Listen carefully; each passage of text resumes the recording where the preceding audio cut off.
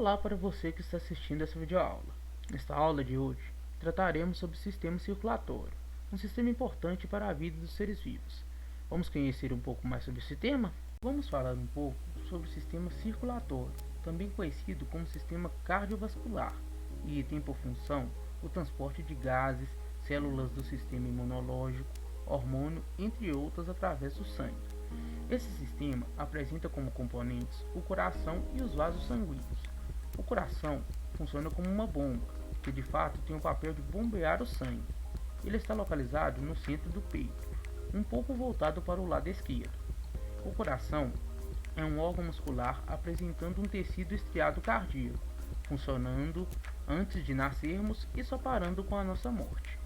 Esse órgão apresenta 4 cavidades, 2 átrios, direito e esquerdo, e 2 ventrículos, direito e esquerdo, sendo que os átrios são responsáveis por garantir a recepção do sangue no coração, e os ventrículos são responsáveis por garantir o bombeamento do sangue para fora do coração em direção aos outros sistemas. Essas 4 cavidades são muito importantes, porque o sangue arterial não se mistura com o sangue venoso, ou seja, o sangue arterial é aquele rico em oxigênio, e o sangue venoso é o sangue rico em gás carbônico, pelo fato de se ter passado por todo o corpo e já ter realizado as trocas gasosas. Falaremos agora das 3 camadas que compõem o coração. O coração é composto pelo epicárdio, pelo miocárdio e pelo endocárdio, sendo que o endocárdio é a camada que reveste as superfícies internas das cavidades do coração, por isso é a camada mais interna. O miocárdio, formado por músculo estriado cardíaco, responsável pelo bombeamento do sangue por meio das contrações. E por fim, temos o epicárdio, sendo que é a camada mais externa do miocárdio, tendo como função dar proteção ao coração. Essa membrana funciona como se fosse um saco, contendo uma superfície lisa e escorregadia ao coração, o que facilita no seu movimento. Fluxo sanguíneo do coração. O sangue chega ao coração pela veia cava superior e pela veia cava inferior, que desembocam no átrio direito. Quando o átrio direito contrai, o sangue é empurrado para o ventrículo direito, passando pela válvula tricúspide, ou válvula atrioventricular direita. Do ventrículo direito, o sangue é empurrado pela artéria pulmonar esquerda e direita, sendo que essas mesmas válvulas impedem que o sangue volte. Ocorrendo a troca gasosa nos pulmões, o sangue volta para o coração por meio das veias pulmonares, sendo que essas veias pulmonares são as únicas veias que transportam o sangue oxigenado. Essas veias desembocam no átrio esquerdo, e quando o átrio esquerdo contrai, empurra o sangue para o ventrículo esquerdo. Entre o átrio esquerdo e o ventrículo esquerdo, existe a válvula mitral, ou válvula atrioventricular esquerda.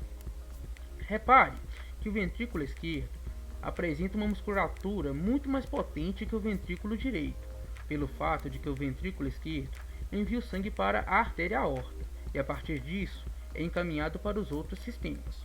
Vale ressaltar que o sangue não volta por conta da presença de uma válvula, sendo ela a válvula semilunar. Observe o esquema, o funcionamento do coração, com a chegada do sangue venoso e a saída do sangue arterial.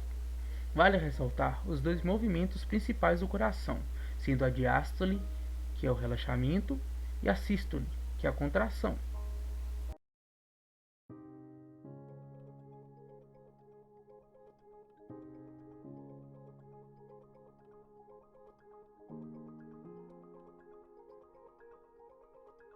Falaremos neste tópico sobre os vasos sanguíneos. Os vasos sanguíneos se designam por uma rede de túbulos pertencentes a um sistema fechado e unidirecional em que o sangue circula. Os vasos sanguíneos encontrados no corpo são as artérias, as veias e os capilares. Vamos conhecer um pouco mais sobre esses vasos? As artérias. As artérias são vasos sanguíneos que estão saindo do coração e, por isso, recebem uma pressão sanguínea muito forte. Nestes vasos é perceptível uma parede grossa para suportar esta pressão.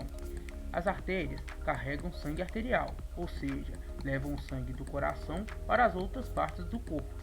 As artérias se ramificam e formam as chamadas arteríolas, que se ligam aos capilares para que então ocorram as trocas gasosas.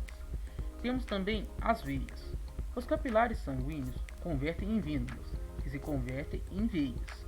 As veias são vasos que estão indo em direção ao coração, ou seja, o sangue transportado nestes vasos já passaram por todos os sistemas, ou seja, o sangue venoso, e com isso as veias não precisam receber tanta pressão, apresentando-se vasos menos espessos. Em contrapartida, elas necessitam ter válvulas impedindo que o sangue retorne. E por fim, temos os capilares, que são vasos extremamente finos, onde ocorrem as trocas gasosas, ou seja, as trocas de nutrientes, entre o sangue e todos os tecidos do nosso corpo. Vale ressaltar que as trocas gasosas sempre vão ocorrer nos capilares.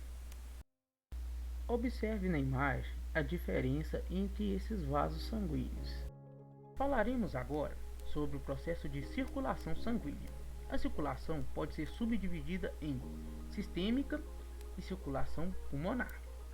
A circulação sistêmica se caracteriza pela saída do sangue do coração para as outras partes do corpo e depois a retomada do sangue ao coração.